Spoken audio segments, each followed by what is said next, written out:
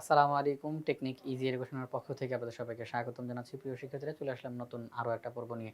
আজকের পর্বে আমরা দিনাজপুর বোর্ড 2025 সালে আসা এই সৃজনশীল প্রশ্নটা সমাধান করব।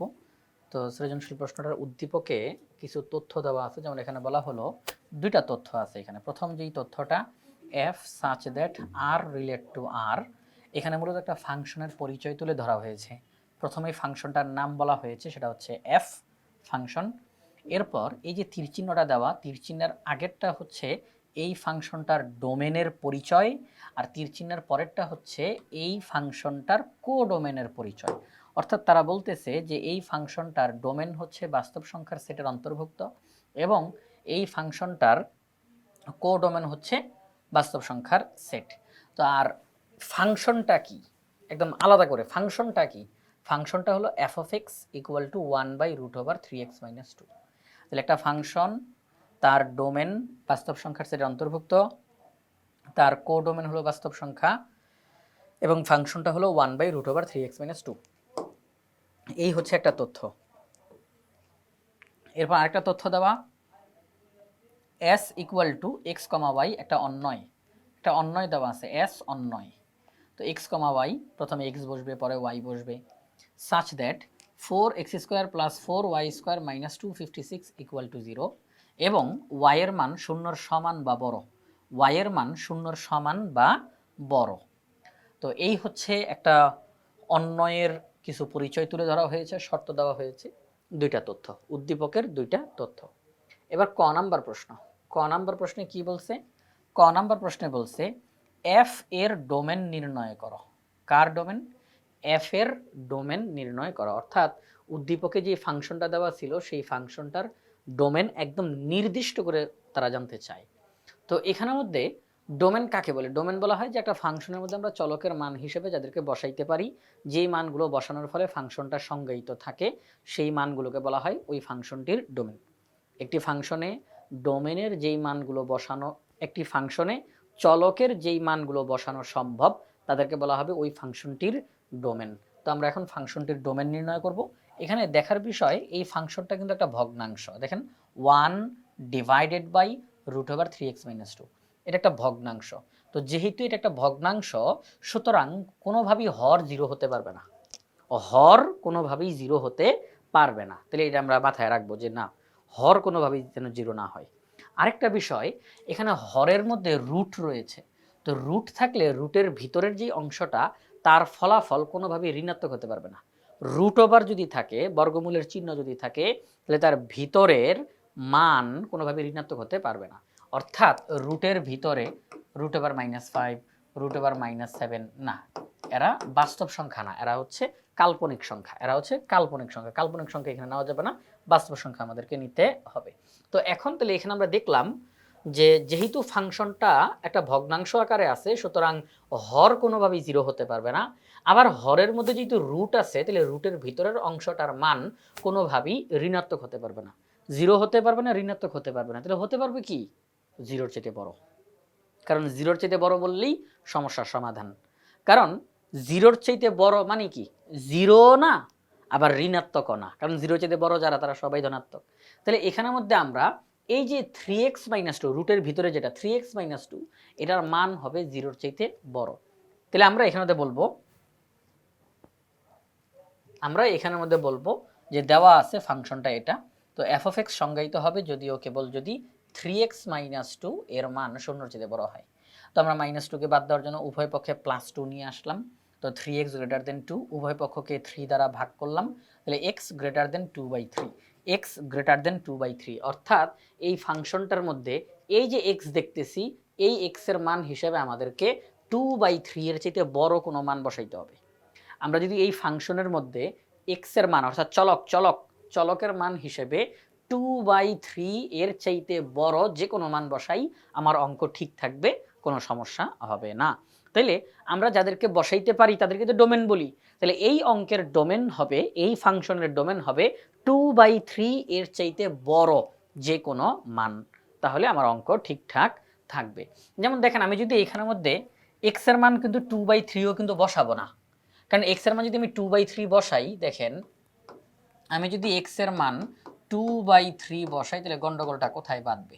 সেটা হচ্ছে 3 কাটা 2 - 2 তাহলে 0, তাহলে 1/0 ভগ্নাংশের হর 0 হয়ে যাবে। আমি যদি x এর মান 2/3 বসাই তাহলে এখানের মধ্যে ভগ্নাংশের হর 0 হয়ে যাবে, এটা সমস্যা। এরপরে দেখেন আমি 2/3 এর চাইতে ছোট কাউকে বসাইতে পারবো না। x এর মান হিসেবে 2/3 এর চাইতে ছোট কাউকেও বসাইতে পারবো না। কেন? কারণ আমি যদি x এর মান 2/3 এর চাইতে ছোট কাউকে বসাই, যেমন আমি x এর মান বললাম -1, কারণ -1 তো 2/3 এর চাইতে ছোট। 2/3 এটা তো একটা ধনাত্মক মান, আমি ঋণাত্মক মান নিছি। তো 2/3 এর চাইতে ছোট একটা মান আমি -1 নিলাম।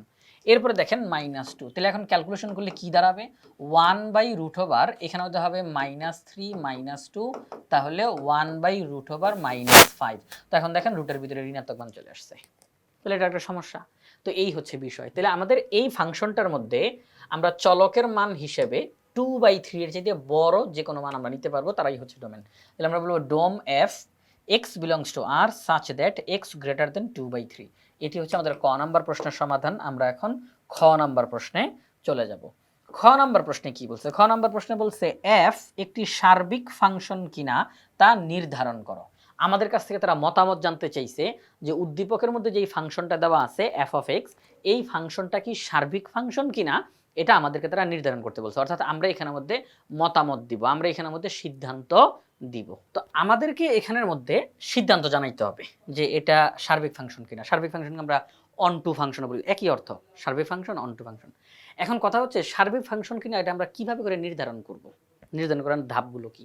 ধাপগুলো হচ্ছে যে একটা ফাংশনের রেঞ্জ এবং কোডোমেন যদি সমান সমান হয় তাহলে ওই ফাংশনটা হচ্ছে সার্বিক ফাংশন। একদম সহজ জিনিস।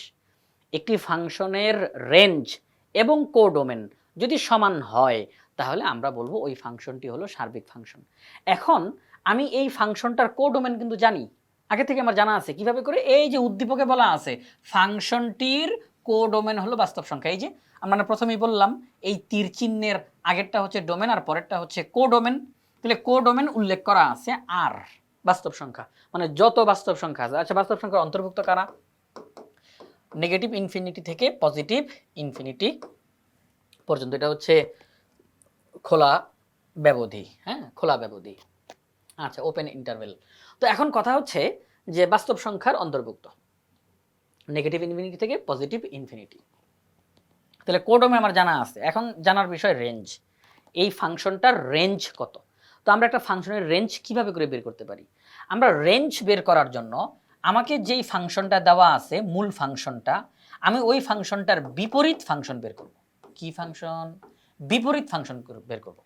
আমাকে যেই ফাংশনটা দেওয়া আছে ওই ফাংশনটার বিপরীত ফাংশন বের করব। আচ্ছা, বিপরীত ফাংশন বের করার পরে বিপরীত ফাংশনের বিপরীত, এই যে আমি একটু সংক্ষেপে লিখি, বিপরীত ফাংশনের ডোমেন যেটা সেটাই হলো মূল ফাংশনের রেঞ্জ। আমরা কি বুঝতে পারলাম? সবাই প্রিয় শিক্ষার্থী একটু খেয়াল করি। বিপরীত ফাংশনের ডোমেন যেটা মূল ফাংশনের রেঞ্জ সেটা। তাহলে মূল ফাংশন যেটা দেওয়া আছে আমরা সেই ফাংশনটার বিপরীত ফাংশন বের করব, বিপরীত ফাংশনের ডোমেনটা বের করব, আর বিপরীত ফাংশনের ডোমেনটাই হচ্ছে মূল ফাংশনের রেঞ্জ। মূল ফাংশনের রেঞ্জ। তো আমরা দেখব যে মূল ফাংশনের রেঞ্জ কত বের হইছে। মূল ফাংশনের রেঞ্জ কি এই কোডোমেনের সমান সমান হইছে কিনা। যদি সমান সমান হয় আমরা বলবো হ্যাঁ ফাংশনটা সার্বিক ফাংশন। এই যে বিপরীত ফাংশন না, কিন্তু মূল ফাংশনটা। আমাকে জিজ্ঞাসা করছে মূল ফাংশনটা কি সার্বিক ফাংশন কিনা।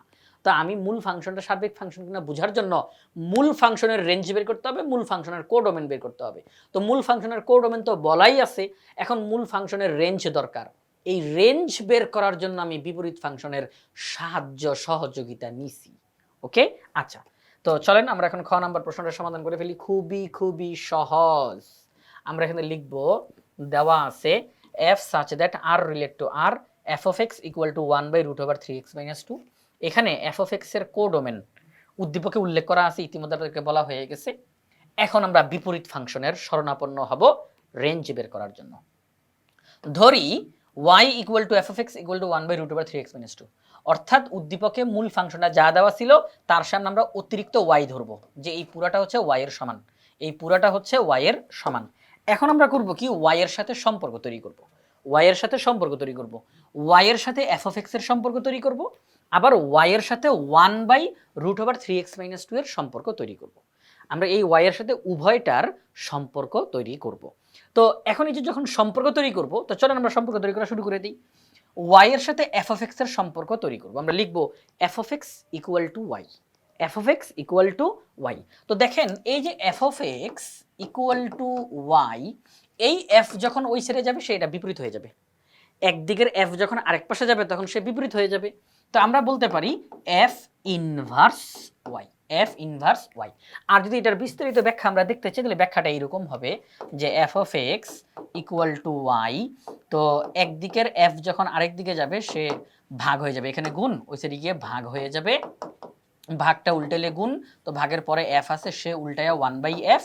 এখন দেখেন 1/f কে আমরা বলতে পারি এফ ইনভার্স, তো আমরা একে সুন্দর করে লিখতে পারি এফ ইনভার্স ওয়াই, অর্থাৎ x equal to f inverse y. এটা হচ্ছে বিস্তারিত, এটা হচ্ছে বিস্তারিত ব্যাখ্যাটা। তো এত বড় ব্যাখ্যার আমাদের দরকার নেই, এটা বিস্তারিত দেখাইলাম আপনাদেরকে।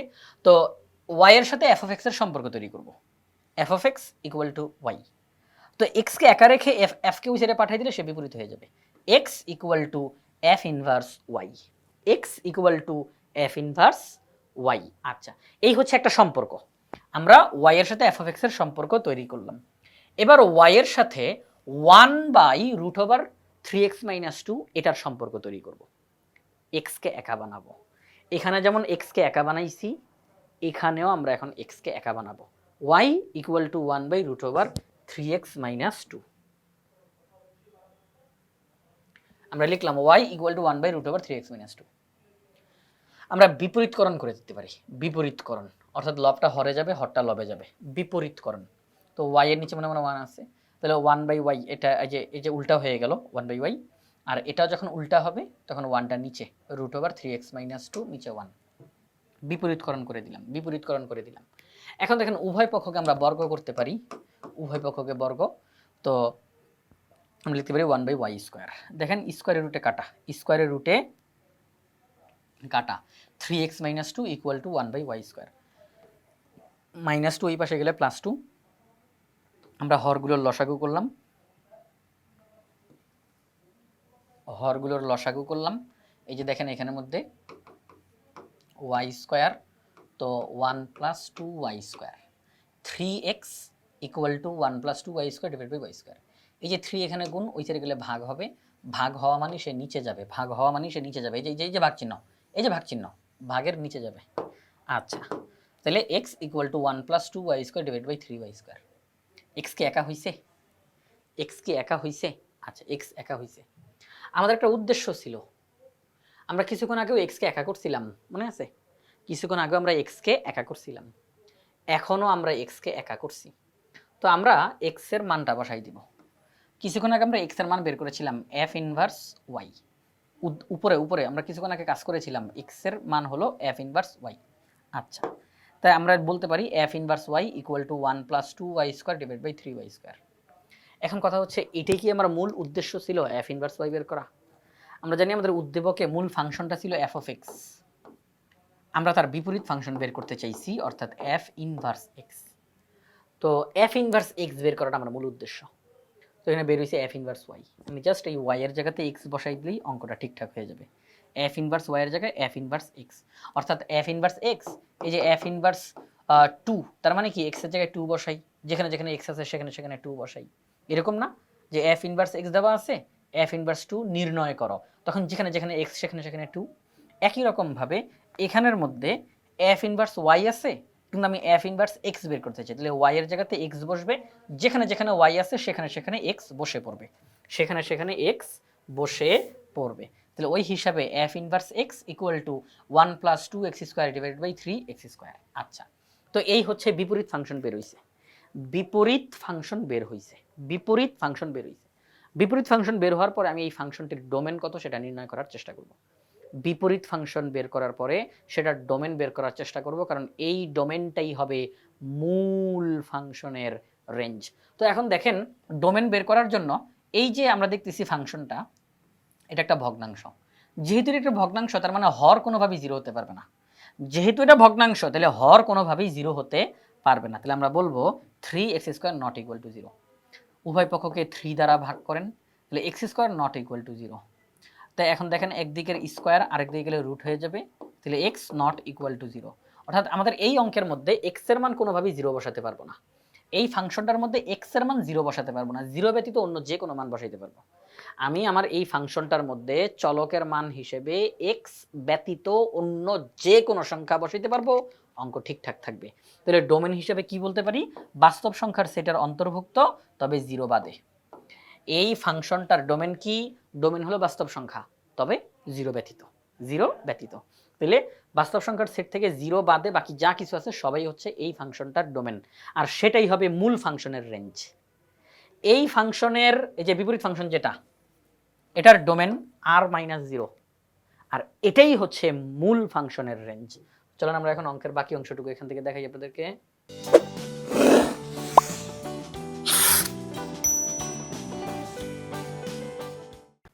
এই যে আমরা লিখলাম যে এই যে বিপরীত ফাংশন যেটা, তার ডোমেন হচ্ছে r-0। আমরা জানি বিপরীত ফাংশনের ডোমেন হলো মূল ফাংশনের রেঞ্জ, তাহলে মূল ফাংশনের রেঞ্জ r-0। এখন আপনারা দেখেন মূল ফাংশনের রেঞ্জ কত বের হইছে? r-0। মূল ফাংশনের রেঞ্জ কত বের হইছে? r-0। আর উদ্দীপকে মূল ফাংশনের কোডোমেন কত দেওয়া ছিল? বাস্তব সংখ্যা। উদ্দীপকে মূল ফাংশনের কোডোমেন কত দেওয়া ছিল? বাস্তব সংখ্যার সেট, মানে আর, মানে সবাই বাস্তব সংখ্যার অন্তর্ভুক্ত, সবাই হচ্ছে এই ফাংশনটার কোডোমেন। কিন্তু এই মুহূর্তে আমরা রেঞ্জ হিসেবে কি পাইলাম? রেঞ্জ এই মুহূর্তে আমরা রেঞ্জ হিসেবে পাইলাম r-0। তাহলে কোডোমেন আর রেঞ্জ তারা কি সমান হইল? মূল ফাংশনের কোডোমেন এবং রেঞ্জ তারা কি সমান হইছে? না, সমান হয় নাই। কারণ একটা হচ্ছে আর আর আরেকটা হচ্ছে r-0। তা দুইটা কি এক জিনিস? বলেন দুইটা কি সমান? না, সমান না। তাহলে আমরা বলবো রেঞ্জ এবং কোডোমেন যেহেতু সমান না, সুতরাং উদ্দীপকের এই ফাংশনটি f(x) এই ফাংশনটি সার্বিক ফাংশন নয়। এই ফাংশনটি সার্বিক ফাংশন নয়। তো এই হচ্ছে আমাদের খ নাম্বার প্রশ্নের সমাধান। একদম সহজ জিনিস। ফাংশনটি সার্বিক কিনা জিজ্ঞাসা করছে, আমরা দেখব ফাংশনটির রেঞ্জ এবং কোডোমেন সমান কিনা। যদি সমান হয় তাহলে সার্বিক, সমান না হলে সার্বিক না। এখন কথা হচ্ছে রেঞ্জ আর কোডোমেন আমি যে চেক করব, আমি কি জানি রেঞ্জ কত কোডোমেন কত? আমি কোডোমেন জানতে পারছি উদ্দীপকে দেওয়া আছে, কিন্তু রেঞ্জ জানি না, রেঞ্জ জানি না। তাহলে বের করা দরকার? হ্যাঁ, বের করা দরকার। কিভাবে করে বের করব? মূল ফাংশনের বিপরীত ফাংশন বের করব। বিপরীত ফাংশনের ডোমেন যেটা, সেটাই মূল ফাংশনের রেঞ্জ। বাস, অঙ্কটা কমপ্লিট। এবার আসেন আমরা গ নাম্বার প্রশ্নে যাই। গ নাম্বার প্রশ্নে কি বলছে? গ নাম্বার প্রশ্নে বলছে এস অন্বয়ের লেখচিত্র অঙ্কন করো এবং এস অন্বয়টি ফাংশন কিনা তা লেখচিত্র হতে নির্ণয় করো। উদ্দীপকের যেই এস অন্বয়টা দেওয়া আছে, সেই এস অন্বয়ের লেখচিত্র আমাদেরকে আঁকতে বলা হয়েছে এবং এস অন্বয়টি ফাংশন কিনা তা লেখচিত্র হতে নির্ণয় করতে বলা হয়েছে। তো চলেন আমরা এখন এস অন্বয়ের গ্রাফ পেপারের মধ্যে এটার চিত্র আঁকবো এবং সেই চিত্র থেকেই বলে ফেলবো এই এস অন্বয়টা ফাংশন নাকি ফাংশন না। আচ্ছা, তো এখন দেখেন, তো আমরা যে কাজটা করবো, এই যে -256 এটা ওই পাশে চলে যাবে, ওই পাশে চলে যাবে। আচ্ছা, ঠিক আছে। তো এখন এখান থেকে আমরা 4 কমন নিতে পারি, 4 কমন নিতে পারি। এই 4 দিয়ে আবার 256কে ভাগ দিতে পারি। 4 দিয়ে 256কে ভাগ দিলে হবে 64। 64কে আবার আমরা বলতে পারি 8 স্কয়ার। আপনারা বলবেন স্যার আপনি কি করতেছেন? আমি মুখে মুখে একটু বলার চেষ্টা করতেছি। দেখেন, তাহলে আমরা এখান থেকে লিখতে পারি যে আমরা এখানের মধ্যে 64 লিখতে পারি, আর 64কে লিখতে পারি 8 square. x square plus y square equal to 8 square. তো প্রিয় শিক্ষার্থীরা, যখন আমরা দেখতে পাই যে একটা সমীকরণ আমরা পেলাম, এই সমীকরণে এক পাশে আছে x y এবং তাদের উপরে স্কয়ার, এবং সমান চিহ্নের আরেক পাশে আছে সংখ্যা, সেখানেও স্কয়ার। একটু খেয়াল করি, যখন আমরা এমন একটা সমীকরণ দেখতে পাবো যেখানে সমান চিহ্নের এক পাশে x আছে, y আছে এবং দুইটার উপরেই স্কয়ার, এবং সমান চিহ্নের আরেক পাশে সংখ্যা আছে, সেটার উপরেও স্কয়ার, সবার উপরে যখন স্কয়ার, আমরা বুঝে যাব এই সমীকরণটা দিয়ে আমরা একটি বৃত্তীয় লেখচিত্র পাবো। কি? বৃত্তীয় লেখচিত্র, অর্থাৎ বৃত্ত তৈরি হবে। এই সমীকরণটা ব্যবহার করে একটা বৃত্ত তৈরি হবে। তার মানে এখানের যে সমীকরণটা সেটা ব্যবহার করে আমরা একটা বৃত্ত পেতে পারি। এখন এর পরে আবার এখানে একটা সীমাবদ্ধতা দিয়ে দিছে, y এর মান শূন্যর সমান বা বড়। y এর মান শূন্যর সমান বা বড় তার মানে কি y এর মান শূন্যর ছোট না, ঋণাত্মক নিতে মানা করা হচ্ছে, y এর মান ঋণাত্মক নেওয়া যাবে না। তো যখন এরকম শর্ত দেওয়া থাকে, যে y এর মান শূন্যর সমান বা বড় অর্থাৎ ঋণাত্মক হতে পারবে না, তখন বুঝতে হবে বৃত্তটা পুরাটা আঁকা যাবে না, অর্ধেকটা হবে, অর্ধবৃত্ত। কি বৃত্ত? অর্ধবৃত্ত। যখন এরকম শর্ত দেওয়া থাকে y এর মান শূন্যর সমান বা বড়, তখন বুঝতে হবে যে আমাকে এখানে যেই শর্ত দিছে এই শর্তের কারণে আমি পুরো বৃত্তটা আঁকতে পারবো না, আমি অর্ধেক বৃত্ত আঁকতে পারবো। যদি এখানে বলা থাকতো y এর মান শূন্যর সমান বা শূন্যর চাইতে ছোট, তাহলে বুঝতে হবে আমি পুরো বৃত্ত আঁকতে পারবো না, আমি বৃত্তের অর্ধেক আঁকতে পারবো। কেন আমি একটু এখন একটু বলি প্রিয় শিক্ষার্থীরা, x এর মান শূন্যর সমান বা বড় বলছে, তার মানে ঋণাত্মক না। তো দেখেন এটা y, তো x এর মান যা খুশি তা হোক, y এর মান ধনাত্মক। তো y এর মান ধনাত্মক হওয়ার কারণে এটা আস্তে আস্তে উপরের দিকে উঠবে, y এর মান ধনাত্মক, y এর মান ধনাত্মক, y এর মান ধনাত্মক। কিন্তু আমি কি আর নিচের দিকে নামতে পারবো? কারণ নিচের দিকে নামলেই তো y এর মান ঋণাত্মক হবে। এই যে এখান থেকে আমি কি আর নিচে নামতে পারবো? নিচে নামা মানেই তো ঋণাত্মক, আমি কিন্তু আর নিচে নামতে পারবো না, তাহলে এটা অর্ধেক বৃত্ত, তাই না? যখন y এর মান ধনাত্মক, ঋণাত্মক না, y এর মান ধনাত্মক, তখন এই উপরের অংশটাতে আমি বৃত্তের অর্ধেকটা পাবো। আবার যদি এরকম হয়, যদি এখানে বলা থাকতো যে y এর মান শূন্যর সমান বা ছোট, y এর মান শূন্যর সমান বা ছোট অর্থাৎ y এর মান ঋণাত্মক, শূন্যের সমান বা ঋণাত্মক, তখন আমি আবার বৃত্তটি এরকম নিচের দিকে পাইতাম, কারণ নিচের দিকে y এর মান ঋণাত্মক, y এর মান ঋণাত্মক, y এর মান ঋণাত্মক, আমি কিন্তু উপরের দিকে উঠতে পারতাম না। তা যদি এরকম শর্ত দেওয়া থাকে y এর মান শূন্যর সমান বা বড়, তাহলে বুঝতে হবে এরকম উপরের দিকে বৃত্ত হবে, অর্ধেক বৃত্ত। আর যদি y এর মান শূন্যর সমান বা ছোট, তাহলে বুঝতে হবে যে বৃত্তটা অর্ধেক হবে এবং সেটা নিচের দিকে। আর যদি এরকম কোনো শর্ত দেওয়া না থাকে, এরকম কোনো শর্ত দেওয়া নাই, তাহলে আমরা বুঝতে হবে আমি পুরো বৃত্তটাই পেয়ে যাব, সম্পূর্ণ বৃত্তটাই পেয়ে যাব। তাহলে আমরা কি বুঝলাম এখান থেকে? যে এটা যেই সমীকরণ আছে এটাকে আরেকটু মডিফাই করে যেই ছবিটা আমরা পাবো সেখান থেকে দেখা যাবে যে এটি বৃত্তীয় লেখচিত্র তৈরি হবে। তো চলেন আমরা এখন লেখচিত্রটা অঙ্কন করার জন্য বাকি কাজগুলো করে ফেলি। তো বৃত্তীয় লেখচিত্র আঁকতে হইলে বৃত্তের কেন্দ্র দরকার আর ব্যাসার্ধ দরকার। কারণ আপনি একটা বৃত্ত আঁকবেন গ্রাফ পেপারের মধ্যে, তো কোন জায়গাটার মধ্যে বসাবেন, কেন্দ্রটা কোথায় হবে সেটা নির্ণয় করা দরকার। তো বৃত্তের কেন্দ্র এটা তো একটা বিন্দু, বৃত্তের কেন্দ্র এটা তো একটা বিন্দু। তো তাহলে আমি যখন গ্রাফ পেপারে বসাইতে যাই, প্রত্যেকটা বিন্দু বসাইতে হইলে এক্স এর মান ওয়াই এর মান লাগে না? তাহলে আমি যখন একটা বৃত্তীয় লেখচিত্র আঁকতে যাব, কেন্দ্র দরকার, কেন্দ্র মানেই এক্স আর ওয়াই এর মান লাগবে, ব্যাসার্ধ দরকার অর্থাৎ আর এর মান লাগবে। চলেন আমরা এখন সেই কাজটা করব। দেওয়া আছে এস, এই পুরোটা লিখলাম। এখানে এস এর লেখচিত্র হবে একটা অর্ধবৃত্ত, কারণ ওয়াই এর ঋণাত্মক মান গ্রহণযোগ্য না। তো আমরা এখানে যে শর্তটা দেওয়া ছিল সেই শর্তটা লিখলাম, 4x² + 4y² = 256। এই যে -256 এটা ওই সাইডে গিয়ে প্লাস হয়ে গেল। এখান থেকে আমরা 4 কমন নিলাম, 4 কমন নিয়ে ওই সাইডে পাঠিয়ে দিলাম, ভাগ করে 64 হলো। 64কে লেখা যায় 8 স্কয়ার। এখন দেখেন x এর উপরে স্কয়ার, y এর উপরে স্কয়ার, 8 এর উপরে স্কয়ার। আমি কিন্তু x স্কয়ারকে লিখতে পারি x - 0 হোল স্কয়ার। আমি y স্কয়ারকে লিখতে পারি y - 0 হোল স্কয়ার = 8 স্কয়ার।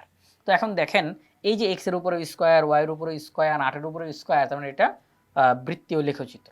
তখন x এর মান কত হবে, y এর মান কত হবে? এই যে ব্র্যাকেটের ভিতরে x - 0 লিখলাম = 0, তাহলে x = 0, y - 0 = 0, তাহলে y এর মান 0। আচ্ছা, তাহলে x এর মানও 0, y এর মানও 0। তাহলে দেখেন অর্ধবৃত্তটার কেন্দ্র x এর মানও 0, y এর মানও 0। অর্ধবৃত্তটার কেন্দ্র x এর মানও 0, y এর মানও 0। ব্যাসার্ধ কত হবে? এই যে সমান চিহ্নের এই পাশে যেই সংখ্যাটা আছে স্কয়ার বাদে যেই সংখ্যাটা আছে সেটা হবে ব্যাসার্ধ। তাহলে অর্ধবৃত্তটার কেন্দ্র কোনটা? x এর সাথে যেই সংখ্যাটা আছে, y এর সাথে যেই সংখ্যাটা আছে। সাধারণত এটা এইভাবে করে থাকে যে x - a whole square plus y - b whole square = r²। তখন এই যে x - a, তখন x এর মান হবে a, y - b, তখন y এর মান হবে b। তো একই রকম ভাবে এখানের মধ্যে শুধু x² y² দেওয়া, তাহলে আমরা x - 0 whole square, y - 0 whole square, আর এখানে 8²। তাহলে x এর মান হবে 0, y এর মান হবে 0। তাহলে আমরা বলতে পারি অর্ধবৃত্তটির কেন্দ্র কত? 0, 0। ব্যাসার্ধ কত? 8। এখন আমরা লেখচিত্রটা এঁকে দিতে পারি। এখন আমরা লেখচিত্রটা এঁকে দিতে পারি। দেখেন প্রিয় শিক্ষার্থীরা, আমরা লেখচিত্রটা অঙ্কন করে দিলাম। সেটা হচ্ছে, এটা হচ্ছে 0,0, এটা হচ্ছে কেন্দ্র, অর্ধবৃত্তের কেন্দ্র। আমাকে 8 একক ব্যাসার্ধ নিতে পারবো। তাহলে আমি ডান দিকে যদি 8 ঘর যাই, এরপর আমি অর্ধবৃত্তটা আঁকার চেষ্টা করি, মানে আমি পেন্সিল কম্পাসের কাঁটাটা এখানে বসাবো, এই যে 0,0, পেন্সিল কম্পাসের কাঁটাটা এখানে বসাবো, আর পেন্সিলটা 8 একক দূরে, এখান থেকে 8 ঘর দূরে, যে 5, 6, 7, 8, 8 ঘর দূরে এখানে থাকবে পেন্সিল কম্পাসের কাঁটাটা, আর 8 ঘর দূরে এটা থাকবে। এরপরে আমি এটাকে ঘোরাবো, তাহলে এদিক দিয়েও 8, এদিক দিয়েও 8, এদিক দিয়েও 8, এদিক দিয়েও 8, এদিক দিয়েও 8। তবে কোনোভাবে আমি নিচের দিকে যাব না, কারণ নিচের দিকে যাওয়া মানেই y এর মান ঋণাত্মক নেওয়া। দেখেন এই মুহূর্তে আমি এখানে আসলাম, x এর মান 8, y এর মান 0। আমি এখান থেকে উপরের দিকে গেলাম, তাহলে উপরের দিকে যাওয়া মানে কি, x এর মান 0, তবে y এর মান 8। আমি এখান থেকে বাম দিকে আসলাম, তার মানে কি x এর মান -8, তবে y এর মান 0। আমি নিচের দিকে নামলাম না, তার মানে আমি y এর ঋণাত্মক মান নিলাম না। তাহলে দেখেন এটা একটা অর্ধবৃত্ত, এটা কি একটা অর্ধবৃত্ত তৈরি হয়েছে। তাইলে আমাদের কেন্দ্র দরকার, ব্যাসার্ধ দরকার।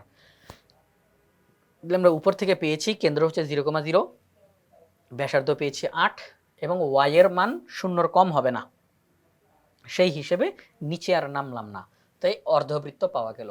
এই যে লেখচিত্রটা পেয়েছি, এটাই কিন্তু এস এর লেখচিত্র। প্রিয় শিক্ষার্থীরা, এটাই হচ্ছে এস এর লেখচিত্র, উদ্দীপকে যে এস নামের অন্যটা দেওয়া ছিল তার লেখচিত্র। এখন আমাদেরকে বলছে এই এস যে লেখচিত্রটা, এটি কি ফাংশন নাকি ফাংশন না, সেটা তোমরা জানাও। এটা খুব সহজেই নির্ণয় করা যায় লেখচিত্র থেকে। কিভাবে করে, সেটি হচ্ছে, যে লেখচিত্রটি আঁকলাম আমরা দেখব লেখচিত্রটি ওয়াই অক্ষকে একের অধিক বিন্দুতে কি ছেদ করেছে নাকি ছেদ করে নাই। লেখচিত্রটি ওয়াই অক্ষের সমান্তরাল রেখা হিসেবে যারা আছে তাদেরকে কি একের অধিক বিন্দুতে ছেদ করছে নাকি কেবলমাত্র একটা বিন্দুতে ছেদ করছে। যদি দেখা যায় লেখচিত্রটি ওয়াই অক্ষকে অথবা ওয়াই অক্ষের সমান্তরাল রেখাগুলোকে কেবলমাত্র একটি বিন্দুতে ছেদ করছে, তাহলে ওই অন্যটি ফাংশন। আর যদি দেখা যায় লেখচিত্রটি ওয়াই অক্ষকে অথবা ওয়াই অক্ষের কোনো একটা সমান্তরাল রেখাকে একের অধিক বিন্দুতে ছেদ করছে, তাহলে সেটি আর ফাংশন না। ঠিক আছে, এই হচ্ছে বিষয়। তো এখানের মধ্যে এটা ফাংশন। কেন এটা ফাংশন? তার কারণ এই হচ্ছে লেখচিত্র, এই হচ্ছে ওয়াই অক্ষ। লেখচিত্রটি ওয়াই অক্ষকে কেবলমাত্র একটা বিন্দুতে ছেদ করছে, আর কোনো জায়গাতে ছেদ করে নাই।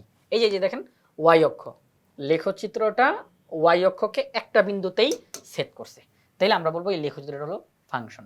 এই যে ওয়াই অক্ষের সমান্তরাল রেখা, তাকেও একটা বিন্দুতে ছেদ করছে, ওয়াই অক্ষের সমান্তরাল রেখা তাকেও একটা বিন্দুতে ছেদ করছে। কিন্তু যদি এটা পুরাটা একটা বৃত্ত হইতো, সম্পূর্ণটা একটা বৃত্ত হইতো, তাহলে কিন্তু এটা ফাংশন হইতো না। কারণ যদি সম্পূর্ণটা বৃত্ত হইতো, তখন কিন্তু আমি পুরাটাকেই বলতাম লেখচিত্র, আর লেখচিত্রটা ওয়াই অক্ষকে এখানেও ছেদ করবে, এখানেও ছেদ করবে, একের অধিক বিন্দুতে ছেদ করবে, এটা ফাংশন হবে না। ওয়াই অক্ষের সমান্তরাল রেখাকে এখানেও ছেদ করবে, এখানেও ছেদ করবে, তাহলে এটা ফাংশন হবে না। তো এখন যদি এটা অর্ধবৃত্ত আছে, এটা ফাংশন হবে, কারণ এটা একটা মাত্র বিন্দুতেই ছেদ করেছে, একের অধিক বিন্দুতে ছেদ করে নাই, সুতরাং এটা ফাংশন। তাহলে লেখচিত্র হতে দেখা যায় ওয়াই অক্ষের সমান্তরাল যে কোনো রেখা লেখচিত্রটিকে একের অধিক বিন্দুতে ছেদ করে না, সুতরাং এস অন্যটি হলো ফাংশন। তো প্রিয় শিক্ষার্থীরা, দিনাজপুর বোর্ড 2025 সালে আসা এই সৃজনশীল প্রশ্নটা আমরা এইমাত্র সমাধান করলাম।